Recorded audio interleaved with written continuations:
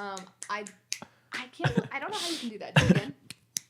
I didn't really know I could do that. Nothing. Yeah, there's no. There's nothing there. You don't have any sounds in your hands. Oh my god. Owen! Hello and welcome to another new episode. Hello Hi. and welcome. Oh. Let's just say hi at the same time. 3, 2, 1. Hi. Welcome to an episode of Please Relate to This, the most popular, famous entertainment news podcast on the internet. I'm Owen. I'm Juliana. And we have an amazing show for you today, as per usual. Yes, today we are giving away tickets to Billie Eilish's 3D concert movie. Yeah. We have an interview to share with director Kirk Jones of the BAFTA award-winning film I Swear, also Nanny McPhee. Fame. Yeah, My Big Fat Great 2, tons of great movies. Yeah. And we're unpacking Coachella 2026. We're going to unpack Coachella. We're going to say, who won Coachella this year? Let's find out. Let's talk about it. Okay, firstly, I think we need to talk about, because we've been hyping it up, we've been talking about it a bunch, Euphoria. Euphoria is back. We've seen 2 episodes so far at the time of recording. Okay. It sure is back. Euphoria is back and it's a TV show. It is a show on our television once a week. Yep. And there are actors in it. Of course. Yeah. Sometimes. This is, I've said it before, one of my favorite shows of all time. Yeah, it's Daddy's favorite show. Series, Daddy's favorite show. Yeah. First episode, I don't really want to talk about it. It kind of just sends a shiver down my spine. I have to be honest. I would say, listen, there is no way I'm not watching Euphoria. Totally. Like, I'm here. I'm sat. I will be here until the end of the series. But I can't lie that it doesn't always make me feel good. Right. Doesn't always Doesn't always feel like Euphoria. Yeah, that's really true. That's really true. I appreciated the scene where she's like hopping the fence, and it's like, okay, that was like big, ambitious filmmaking. That was crazy practical stuff. Zendaya obviously killed it. Like, she's good at everything she does, and she could be an action star. Like, that'd be great. I would love to see that. Yeah. But other than that, I mean, I'm really liking. I think my favorite character in the whole show is Maddie. Oh, okay, so episode 2. Oh yeah. I actually loved it. I You're just back. fully loved it. Yeah. Like, I know it's still different. There's still a lot of issues. There's been issues with every season and episode of Euphoria since day 1. See, episode 2, I'm like, we're kind of back. Like, I actually really enjoyed it. I'm not gonna lie. I like, what's the people, Angel? What's the character? Angel. Yeah, I like her. She was cast a week before they started shooting. Oh, wow. Yeah. I believe her. Like, she's such with real her little person. lip quiver when she's crying. Come on, acting. Yes. Yeah, absolutely. I hope she isn't dead. I don't think she's dead. Yeah, there seem to be conflicting rumors about if that actress will appear in future episodes. I think she's being trafficked. I think so too, which is terrifying, and I don't like it. Like, I don't like I didn't enjoy that. I don't enjoy that. What we know from leaked set photos. Do you want me to talk about this? A little spoiler I'm alert. open If you want to skip 30 seconds if you don't want to hear it. Yeah. We know that both Maddie and Cassie end up in the room with Alamo at some point in time. Oh, yeah, that checks out. So I'm a little bit scared of like how all these girls are kind of getting in with something that's going to be really sketchy. 100%. But Nate and Cassie's wedding next week. I'm excited for what this. an I'm episode excited. that's going to Also, be. shout out, like, I'm happy to see Eric Dane on our screens. Yes, of course. R.I.P. But Yeah. happy to see, like, truly, like, such a talented. Yeah. No, Such a talented I'm in. I love it. Yeah. Euphoria's back. And I honestly think we haven't seen anything from the back half of the season, really. I don't think. They're still editing the last 3 episodes. Yeah. So I'm like, there's so much we don't know about what's going to happen. A few things I would like to shout out. Yes. First of all, which is why is Cassie so obsessed with $50,000 worth of flowers? Right. I will never understand the wedding industrial complex and that part of it. Like, I can if you want to have a big grand wedding, all the power to you. I personally just don't understand that. Right. I wouldn't. I love flowers. I love flowers so much. There are flowers in this apartment, but they don't cost $50,000. Second of all, shout out to the dress that Jules wore in episode 2. Oh, yeah. That's made out of bras. The bras, yeah. Have you been watching the behind the scenes featurettes? No. Okay, so there have been the Euphoria YouTube channel has been posting after each episode like 10-minute long interviews with the cast and like breakdowns with Sam Levinson about like how they made each episode. Why is the table so big? Why is Sydney Sweeney's head framed out of the shot? Yeah, that's like why is the behind the scenes framed like that? Why does the table take up half the shot? Yeah. Why is it reflective? Why all of it? It's just like really, really fun choices. The one thing I want to point out, one of my favorite elements of the past few episodes is Nate and Cassie's music selection that's playing in their houses or at like their party when it's like the most like top 40. Like Cassie and Nate have no personality that reflects any sort of music interest in either of them. The candlelit dinner to Ed Sheeran was funny. It got me too. Okay, let's talk about Billie Eilish. Okay. So we're giving away tickets to her 3D concert. We're having a contest. And I'm actually really excited in general to watch this 3D concert film because I love concert films. But this one sounds like it's going to be visually insane. Co-directed by her and James Cameron. Yeah. Like, I'm very excited for the meeting of these minds because I do think this is like pop music history. Like, for like a iconic, like, classics director of film to collaborate with a prodigy like Billie Eilish. I don't know. I think it's just going to be so exciting because obviously James Cameron knows 3D. Can I talk about some lore for a second about that specifically? So I love 3D. Yes. Back in the day, I loved Black Eyed Peas. James Cameron allegedly shot an entire 3D concert film with the Black Eyed Peas back in like 2009, 2010, 11, 12, like that era that never saw the light of day. Why? I don't know. But I've like literally like in that time I was hunting for it for so long answers. I was like, where is this movie? Because I love the Black Eyed Peas. Who doesn't? Especially those tours would have been crazy. So it's nice, I guess, to see this taking shape now because it's something he's clearly been thinking about for a long time. I'm super excited. That makes me even more excited because again, like I love being inside the music that I love, and I love things that are visually insane. I love super immersive experiences. It feels like it's going to be like a ride, like an attraction, more than just a concert film. Did you see the concert? Or did you go to the show? No, I didn't. I'm even more excited because it will be like my first time. And I love Hit Me Hard and Soft. Like I love the album and I love so many of the songs. So just wait until you hear that little intro. And she's releasing the intro just as a standalone song this week. Like the tour intro is so powerful, so good. Yeah. Okay. Now I'm like so ready. Before we give you the contest details, one thing that the trailer is really reminding me of and inspiring me about is like, I love watching behind the scenes footage of a pop star, especially on their own tour. And I love the shots where it's like they're underneath the stage and they're like climbing into the lift. And it's like the moments before. Don't you think that must just be the best feeling in the whole wide world? Maybe you're scary. Like, ooh. But it must just be like, there's no drug. I would imagine there is no drug more palpable. Is that a word? Yeah, I think so. There was no drug more powerful, let's just say. Yeah. Than being in the lift. Being in the lift, about to come out to your audience and like they're like so excited and they're gonna scream for you so hard. They need you bad. And like, because obviously everybody designs their intro to like really like amp up, and it's like, fuck, I want that. I want that drug. Please, somebody put that on a little kit. No, let's not. She wants to do drugs. That one specifically. But if you want to win tickets to the screening, how to enter. Follow us on our social media. So on our Instagram, our TikTok, Facebook, whatever. YouTube. Yep. Follow us everywhere. Like the post. We'll link them in the description box on this YouTube video. So like the post and comment tagging the friend you want to go to the movie with. Yeah. Tag away. Tag 10 of your friends. Each entry counts. We're going to have multiple posts up. Comment on all of them. Yeah. And we want to send you to see Billie Eilish. Let me get this straight. Billie Eilish Hit Me Hard and Soft, the tour live in 3D. Yeah. What a title. You can enter as many times as you like. Every tag counts as a new entry. The early VIP screening takes place on Toronto on May 4th. Travel not included. Sorry. The contest closes on May 1st at 12 p.m. Eastern. Good luck. Good luck. Okay. Now let's talk about the interview we have this week. Yes. Billie Eilish actually comes up in the interview that we have to share with you guys this week. Yeah.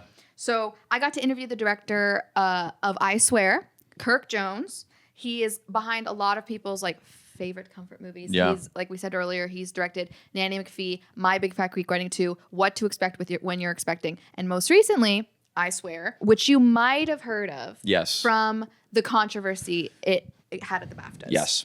So I Swear is a movie based on the true story of John Davidson, a Scottish man with severe Tourette syndrome. Yep. So obviously what went down at the BAFTAs is like a super nuanced matter that's kind of difficult to understand and weigh in on without an understanding of Tourette's. And this movie is a good place to start to learn about it. It's an amazing movie. I loved it. It's funny, which I didn't really expect. And it's just like, you're very right. The most like raw, honest, real portrayal of like what this looks like for someone. He had a lot of interesting things to say about making this movie an honest depiction of Tourette's syndrome. We talked about how a lot of people's first exposure to it today might be from celebrities like Billie Eilish, Yeah. Louis Capaldi, Seth Rogen, Mm-hmm. or influencers online who share their experiences Mm-hmm. with Tourette's. And he talked to us about the BAFTA controversy and what he's hoping the audience will take away from it and from the film after watching it. Yeah. Yeah. So please enjoy. Congratulations. I Swear is now coming to Canada, but it's already award-winning and connecting with audiences all over the world. So I'm just wondering, when you think back to the beginning, what felt the most daunting about making this movie, and how does it feel now to be on the other side? I think in the very early days, I was concerned that we wouldn't get the money to make the film without someone asking us to reduce the level of swearing in the film. And I promised John Davidson right from day one that if this happened, this film would be a truthful representation of really what it's like to have Tourette syndrome. And around about that time, I'd sold my family house. My wife and I were renting.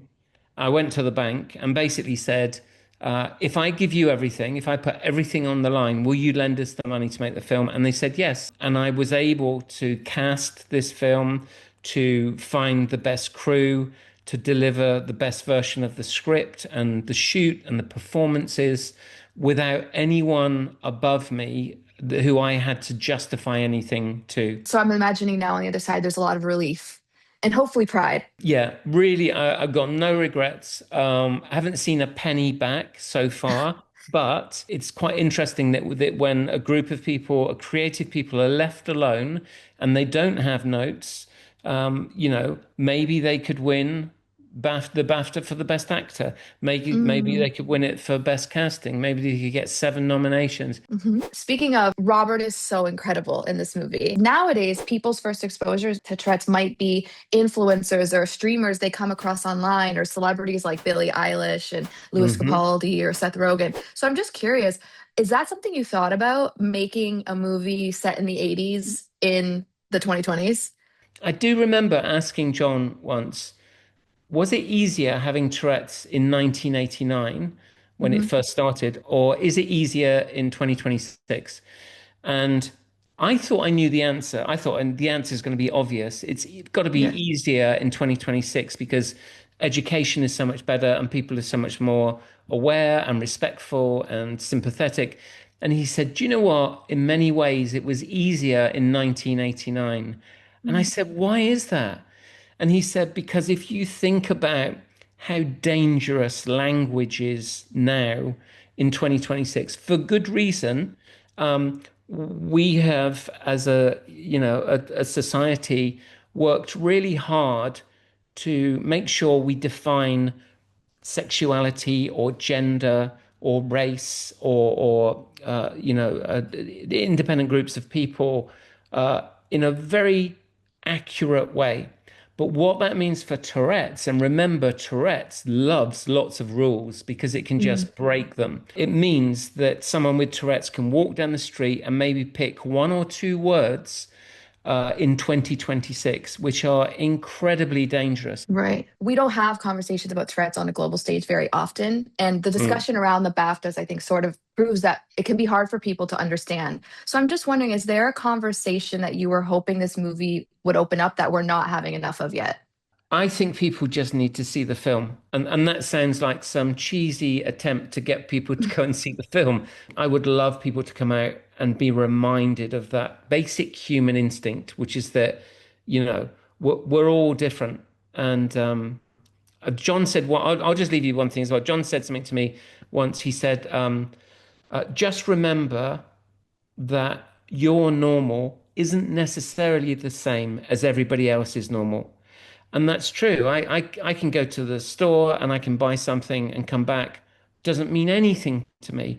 John goes to the store, comes back. He's terrified. Is he going to get punched? Is he going to meet someone who doesn't understand him? Is he going to get arrested? Is he going to upset someone? Is he going to shout in a child's face? But ironically, he's the kindest, sweetest, gentlest man I've ever met. So just remember, just have a little bit more respect and empathy and time for everyone, and just remember that we're not all the same. You can watch the full interview with Kirk on our YouTube channel, and it was really lovely to chat with him. Like, I really do think he was a special guy, and he made something really special. And go see I Swear now playing in theaters Yes. across Canada. As of now, it should be there. Check it out. All right, let's dive in to Coachella 2026. So much happened. 2 full weekends. 2 massive weekends, a lot of differences between the two, but I think we need to talk about like who are the big winners of Coachella? Who do we think really stood out from the festival? I think we should start with Slayyyter because a few episodes ago, or was it last episode? Might have been. You introduced I was preaching the good them. word. Yeah, and you introduced me to them. I had never heard of them before, so I said I would do my homework, and I did. I watched Homework done. her set. Whoa. 3 p.m. Friday. I know. Let's kick this festival off. Crank it. But you said last week that like there was a lot of like people having mixed opinions about her having to do a set at that time because this isn't music that you would necessarily listen to at that time of day. But and she kind of like she commented on that in the set. Totally. Like honestly, like she demolished it. She demolished it. I have to be like, and I hope this is like, I mean this like full compliment. She's a lion. Like she literally That's a great roars. way to describe. Yeah. She roars. The vocals at you. were there. Yeah. The energy was there. Like, I mean, it truly, I don't actually think with everyone we're going to talk about, there might have been a better way to start off Coachella of just like having the conversation and the energy, like seeing that's like, imagine being there. Imagine being there and seeing that set and like, let's go. Yeah. But seriously, like such lion energy. Like it's like she grabs you by the throat and just like makes you like you just like are in. It's gonna be a big year. It's gonna be a big year. I think Slayyyter is just getting started this year. I agree. I also really appreciated the Uptown Girls reference when she had the footage from that movie. Oh, Brittany Murphy. Yeah, that's the song. That's a great song. Is this Saint Loser? Like what do you call that song? Yeah. That was so good. Great song. I love that. Was like my highlight of her set, I think. Okay. I'm a big Crank It guy. Yeah, very good. I'm actually kind of famous. Yes. Love that song. So good. tongue in cheek. So good. Yeah, I'm excited. That would have been so insane to be in that crowd. I know. Yeah. Well, hopefully she'll come to Canada. This is a manifest. She is, but it's like sold out. She's doing small venues. They kind of like sold this tour before the album came out. What venues? Like, give me. She's doing Danforth. Whoa, that is small. And it's sold out. No, she instantly. Well, also like the crowd was energized for her. So I think she could sell bigger venues if she. I think so too, but create that demand and do it again next time. 100%. But you know who sold out? Can sell a concert venue? PinkPantheress. Oh yeah. PinkPantheress. Another incredible set. Nighttime. The lighting. I love her. I love the boxes. I love 3 boxes in the background. Me too. The Girl Like Me choreo in those boxes. Very good. Oh, it just like scratches something in my brain. Very good. Again, like one of my favorite sets, one of my favorite new artists. Like no real notes. I do have a note actually. No real notes except for this. I maybe would have replaced Tyreek week 2 with just someone else just to shake it up. But again, he was great and like no issue. But I'm like, if you wanted to do a little weekend 2 shake up, you could have done it. But is it respectful to say that? Because I mean it in a respectful manner. That PinkPantheress is very Phineas and Ferb coded. Interesting. I would say specifically, what was the song that she did where she has the flashlights come in? The choreography where the dancers suddenly come out and the lights go down and she starts shining these high power flashlights in, various poses was really just giving Busted to me. And again, like I love Busted. So Busted.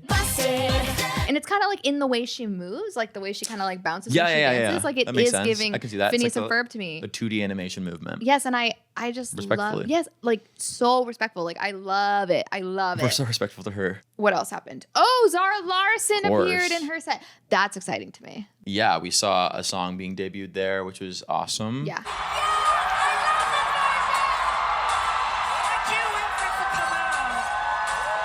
A remix for the remix album. And here's what I have to say about that. Zara Larsson, PinkPantheress joint arena tour. Like the Sweat tour with the Sweat tour with the two of them. Which was so good. Like, not that I think they would have any issue right now, but that's a guaranteed sold out arena. In every city. And they've already started, like their teams have already collaborated on mixing their aesthetics. And you gotta. I know. Somebody listen to Owen right now. Can everyone at home write this down? I so agree with that. Right. And I have to say, I'm so excited for Girls Trip because I think Charlie really has like revolutionized the deluxe album in that you can reimagine your songs, you can sample yourself, you can do like all these fun reimaginings of your own music. And I am so excited. And Euro Summer featuring Shakira. Whoa, I didn't know that was the song they were doing together. That'll be good. I mean, that's like what I've seen the rumor. If it's a rumor, I No, I don't think it is. apologize. I think that's out. Yeah? Yeah. But anyway, Girls Trip coming out May 1st. Tune in. Tune in. We'll be talking about it. ready. Speaking of Girls Trip, 1st. Oh, something I want to talk about really quickly is another nighttime set that I loved. I came home very late one night. I turned the Coachella stream on and I caught the 9-inch Noise set, which was Boys Noise and 9-inch Nails together on stage. My mind was absolutely blown. And I was like, yeah, I might have had a couple drinks that night. And I came home and I'm like, is this crazy? Like incredible. And then I went into it the next day and everyone's like, did this set just win Coachella? I have goosebumps talking about it. I haven't even seen it. It was like 9-inch Nails with Boys Noise, who has remixed a lot of 9-inch Nails songs. They've been working together. They did the Tron soundtrack together. And Boys Noise also remixed the Challengers soundtrack, which Trent Reznor did. So it's them coming together to do this. And That's it was exciting. like nighttime, there was dust flying, there was wind, and it was just like gritty, and it was really cool. And you should watch it. I'd highly recommend, because I didn't think I would really be into it, but I really was. We also wanted to shout out someone who just announced they're coming to Toronto, which is Carol G. Huge set, headliner. Yeah, Shout out to our friend Esther, who really covered this closely on socials, which is amazing. Yes. Una Conversación. Una conversación, yeah. The name of her podcast. Check it out. We love you, Esther. But yes, I have to say, Carol G though had like I think the loudest set I heard. I can imagine. Of the whole weekend. Yeah. It's such It looked a party. really cool. I didn't watch that one, to be honest, but it looked amazing. It made me want to go to the show so bad. So we should go. Okay, great. Okay, but shall we talk about headliner Miss Sabrina? I think we probably should. Yeah, I loved the choreography. I would like to shout out her choreographer, Jasmine Batty. Specifically, I don't know if anybody caught this, but Madonna was there. Did you notice? No, Maro van der Kerkhoff. It's time to have a Maro appreciation moment. Okay. So the dancer with her during Sugar Talking is the same dancer that was in Troye Sivan's Got Me Started in Rush music video and appears often in like, you've just probably seen him dancing on the internet like many times because he's like maybe the best dancer in the whole wide freaking world. He's so good. Sugar Talking was my highlight of Sabrina's set. I love the choreo. I love him. He's like holding the mic for her. Holding the mic for her. Holding the mic for her. Yeah, it was so good, and I'm so obsessed with this dancer. He's so good. Come on the pod, Maro. We want to. Yeah, we'll have you on. You're, like, oh my the God, most for sure. Talented person who's ever lived. To be honest, for me, I think Sabrina Carpenter won. Like, I think this was like the best, my favorite set of everything. I watched it both weekends, and it was just the set design, the changes, the costumes. It was all there, and it was like stars on the stage that lit up. Maximalist to the absolute. Like I don't know, like to me. And we might get into someone who had a bit more minimal approach right after this. But I think like for me, that's kind of what Coachella is like you have the budget and the time and the audience and the platform to go as hard and as big as you can. And she did that for me. Did anybody really understand what was going on in those monologues with Susan Sarandon no, and not Gina really. Davis? No, I think they that'd be my note. They might have gone on a bit too long. And I love the idea of like them playing like an older Sabrina looking back. But I really did try and follow and like read the transcript, but I really did struggle. I don't actually know. Oh, I'm sorry that happened to you. It's okay. It was happened to me too. It was totally fine and totally worth it, and not a big deal to me. But I tried really hard to follow, and I always failed to follow. Well, someone whose set was maybe a bit more straightforward and easier to follow is Mr. Justin Bieber. I like that he brought up Billy to be the one less lonely girl. I like that he was embracing his early works. I love a music video night. I love music video night too. I think Weekend 2, especially watching him do it Weekend 2, like he knew what he was going into. I thought he had a was better. vibe. He's like, they're gonna eat this up. Or I think Weekend 1, he's like, I have no idea how this is gonna go over. Weekend 2, he's like, I know exactly what's gonna happen now when I do this. Like personally, where I netted out with his set is, again, I love the Sabrina Maximal. I love these big performances. I just don't think I like his new music enough. I think that's where my issue is. Lastly, on Coachella 2026, someone I want to talk about is Casey Musgraves, who was a late addition to Weekend 2. Yes, she was a surprise, or was she just like she was replacing somebody? Somebody did drop out, but then a couple new names got added. It wasn't like a direct replacement, I don't think. She had a really cool installation on the way to Coachella with like the horses running on the side of the road, which is cool. And I love that she like arrived to the stage on horseback. Like that's very cool and iconic. Her new single, Dry Spell, I love. The album comes out in a couple weeks. May 1st. May 1st. But a concept I want to speak about today is featuring Casey Musgraves. Okay. Casey Musgraves does nothing when she joins a song but make it better. She shows up, she does her thing, and she improves the song tenfold. Easy by Troye Sivan. Wow. Whoa, I love that Wow, song. what a song. I love that song. Easy Troye Sivan featuring Casey Musgraves and Mark Ronson. Whoa. What a remix that is. Yeah. She Called Me Back, Noah Khan. I've not heard that. I need to. It's a good song. But wait, what if Casey Musgraves was also there and did a remix of that song? I would love that. Immediately better. So great. I remember Everything with Zach Bryan. Would have been a good song. Kind of an amazing song. Casey Musgraves coming in. Oh my God. And then a pull I have that I really like is a song called Overtime by Rainbow Kitten Surprise. Great type. Featuring Casey Musgraves. Great band name. She sings on that and it's just so much better. So Coachella made better by the arrival of Casey Musgraves. Anything she attends, arrives to, just gets better. And that's just a fact and that's statistics. Yep. And it might even be math. And science. It's definitely science. It's all of STEM. A woman in STEM, Casey Musgraves. Yeah. I just would like to agree with you. Yeah. Thank you. And I would like to say that Middle of Nowhere, I think, is an amazing album title. Yeah. I love that concept. I love how much she like almost like caricaturizes or like she's like a cartoon version of a country star in some ways. In like especially on these new songs on this album. It's like so exaggerated in a way that's like campy and fun and so glamorous somehow. Like I love it. And I also thought that the high horse arrangement on Coachella was so good. How it becomes like a disco thing at the end in the bridge. Like, whoa. Yeah, she operates in a lot of spaces. Like the last album wasn't really even fully country. It was kind of like her stoner album almost. And like she's going back to this country route, but you're right. It's kind of got almost a Sabrina-ish, like kind of over the top nature to it where it's like a little bit self-referential, that's all that good stuff. Right. And so also I would say of all the Coachella sets, I struggled the most to find a link to hers. So if you have a link, please get in touch. I would like to watch the full set. Below the legal link to Coachella. I would like to watch the full set. You know what I want to say to that? You know what I want to say in general? What the hell, Cher? So this week for our What the Hell Show, we're doing something a little different. We always just come up with new fun concepts. So today we're playing a game. Yes, love a game. We're playing a game called ClueTube. It's a free web-based daily puzzle game where you have to guess viral YouTube videos from the comments. Not sponsored, not ad. Not sponsored. Just love. Just love. And so the game was actually created by my dear friend, Francie Dimitrovska. Shout out. Who we've actually was referenced in our interview with Paulo Pasco. True. Because she also made the Triviary, which is the website that he told us about using to help him prepare for the show and to help him win the Tournament of Champions. Game Master Francie Dimitrovska. So, okay, I'm going to go through the rules and then we're going to play. Okay? All right. So, the comments like are revealed one at a time and the words that like have the title in it are redacted. Okay. So there's like redacted parts that like, got it. Each video in the game has at least 25 million views. You get 6 guesses. And like every time you guess, like you get a new comment to like add to. And close answers are accepted. So you don't have to get it like exactly right. Oh, you can also go back and play like archived days. So, it's like every day, like Wordle, like every day there's a new one. But then you can also like go back in time and play old ones. Oh my gosh, so Back to the Future. I've pulled a few. Okay, so first comment here. So you can see here, the video has 35 million views. She rates this difficulty about 2.5 out of 5. Okay. And the first comment is from 4 years ago. Everyone's worst fear come true. Aging and a bad vacation. This is going to be a comment from, I'm going to guess, the trailer or the film Old. The beach that makes you old. Let's see if you're right. Yeah. Yeah. Okay. I know that's right. And you got it on the first one. I totally would. That'd be something I'd totally do. Okay, 2 billion views, 2.5 billion views. So this is like a known video. These men really dropped 2 hot singles in a year and then disappeared off the face of the earth. Okay.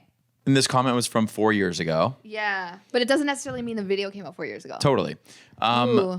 These men really dropped 2 hot singles in a year, then disappeared off the face of the earth. Okay, who are some duos in music that we know? I want to say like an LMFAO. Oh, okay. that's Or I good want to guess. say it's like a Despacito. Yes. Based or on Nico and Vince. two. Emma. Oh, yeah. I do love them. What do you want to go with first? Did they drop 2 singles though? Let's try Nico and Vince. So that was incorrect. So our next Okay. clue. 28 years later would have been a better movie if the kid randomly met Boxhead and he and all the LMFAO. zombies started getting down to the song. LMFAO. Okay. Yes. Yeah. Party rock anthem, baby. Party rock. Oh, wow. Party rock. It's party rock is, not party rockers. Tired of the radio gaslighting me into thinking this banger is playing, so had to come play it myself. Okay. Another Oh. big hitter. This is going to be Gautier. Oh, because And they're of thinking it's anxiety by anxiety. Doechii. Yeah. Yeah, I was gonna say my other guess was gonna be like Pussycat Dolls and everybody thinking like the new Tate McRae. I don't think any Tate McRae has 2.6 billion views. Not yet. Sorry. Not yet. Okay, let's see. I think you're right. It's Gautier. Yes. Didn't cut me up. And Kimbra, of course. And Kimbra. Shout out Kimbra. Shout out Kimbra always. I saw her open for Jacob You shot Collier. Kimbra?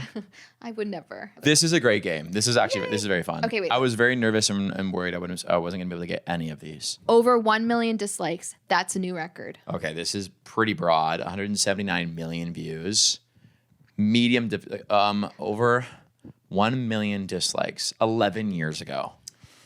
What had 11 million dislikes? 11. I want to feel say like it's like Justin That's Bieber. what I thought. I was like, I remember when like the Baby music video came out that it got so many dislikes, and even though just because like as like a trend, like people were just disliking it for fun because that's a great song. There's no way people were disliking that song because it was actually bad. That's a good song. And it definitely has like 1 billion views. So But I don't think it's that's that not song. enough. I think Yeah, it could be like a single, like or a different song. So let's just try Justin Bieber. Yeah. But Are they? They're not all music videos, right? No, I guess we no. had a trailer. They're Okay, not. no. Okay. oh, okay. Wait. Okay. Gotta catch my bus. 10 seconds later, gets into her friend's car. This is Friday. That's correct. This is Friday. Only 179 million views. I Damn, I thought that know. one would have been bigger.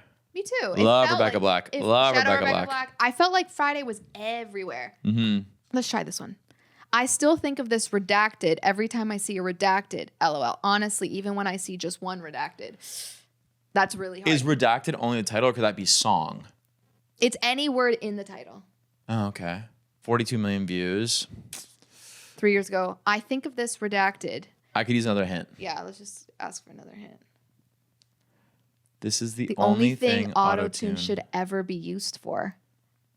What's a popular auto? Maybe it's like hide your kids, hide your wife kind of vibe. There's way more than 42 million views on that. Yeah. Yeah. I can't believe the same guy who made this classy made Chrissy Wake Up in Corn too. The Corn Boy. Okay. So hyped that you're still creating and killing it. It's like a parody song. I love this man's attitude on life. I wish I could share in his enthusiasm of the things I take for granted on a daily basis. Sounds like he loved everything from the littlest raindrop to that magical redacted. Rest in peace, you beautiful soul. Who died? Was there a double rainbow video? Mm-hmm. Raindrop. Or there's Chocolate Rain. But Chocolate Rain has a lot more views, I think. Ooh, okay. Try what is I feel Rainbow. like Try Rainbow. Every time I see a double, Raindrop- I still think of this every time I see a double rainbow. Okay. Oh, you're so right. I still think of this. Mm-hmm. Okay. I think that's okay. Yay! Nice. We did it. Wow. In good time, too. We actually did it. Most people don't get that one. All right, well, y'all got to check out Clue Tube because that was Very actually fun. fun as well. They're very fun. And then you get to see like where you are on the leaderboard of like how many guesses you got it compared to everybody else who played, and very fun. Yes, bitches, we got it. Chocolate Vanilla Swirl with Cookie Crunch, please. I got it! Yes, bitches! Chocolate vanilla swirl with cookie crunch, please! Wow, wow, wow. What an episode. But one last thing. The Poe of the Month! Whoa. Our post of the moment this week is Olivia Rodrigo, the Drop Dead music video. Blue Hampstead on Twitter, or X, if you will, tweeted or posted, whatever, the way she started with just a projector and a dream, and now she's renting out the Palace of Versailles. First of all, how beautiful. Like, driver's license, that's so true. Driver's license really did I have, listened like, to that on the way here. Driver's license actually truly maybe is the best song of all time, or just one of the, well, it's one of the best debuts of all time. We're going to be For talking about it in sure. 20 years and be For really, sure. Yeah. Yeah, it's so true that music video had like $1 budget. It was just a projector and her driving around. I remember she filmed it in like Utah, like where they filmed High School HSM. Musical, the musical, the series. And now she's renting out the literal Palace of Versailles. on Airbnb. Can you believe? But I do really love the visuals for the song, and I love the song. I love the song One too. night I Was lying in bed and I listened to the song for the first time and I said, I think this one might have to grow on me. It's not really hitting right now. And then I listened to it a second time and I said, this one has grown on me and everything's going to be okay. Love it. Love Pink. I love the song, and I agree. I think it was very... Yeah, what a jump. What, this is going to be third album, right?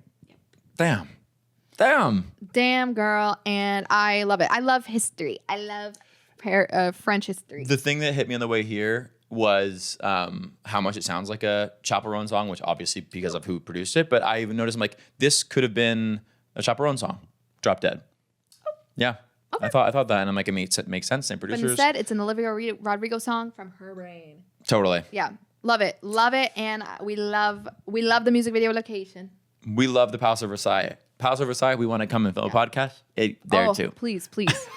Thank y'all so much for joining another amazing episode. Please relate to this. We love the show. We love you. We'll be back in a couple of weeks. Don't you worry about us. We'll be back. Be sure to follow us on socials at Please Relate to This. Enter our Billy contest. Enter the Billy contest. Check our posts on social media. All the details are there. And check out our full interview for I Swear, now playing in theaters across Canada. And there's just a lot of more exciting stuff coming up that we can't really talk about right now, but trust that it's happening and trust that it's coming. Until next time. Eat your vegetables. Until then. Remember from Euphoria? Until then. I think that's what he says. And then she falls off the end. Season 1 finale. Shut up. Cheers.